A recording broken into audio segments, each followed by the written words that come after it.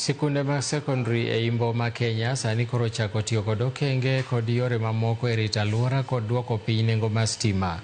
Kanolos e skund secondary mar yawuoyi mache Samisi e kinde yawo ayanga chenro mag keto sola mabero weche mag somo, Midusa Paul Simiu nowacho ni chenrono en mar adieri kendo biro konyo duoko piny nengo mar stima kod mo mar jenereta e skundego.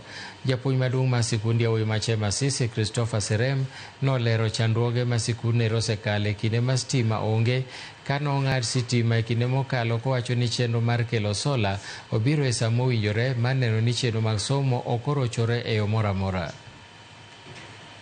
Our prayers, I'm sure with solar, it will solve a number of challenges, because in this region, as engineer said, we normally have a lot of power blackouts, and sometimes that even come in when we critically require the power.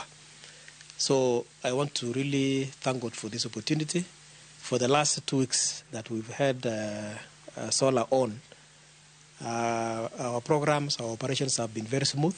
This project has been in operation for the last 2 weeks.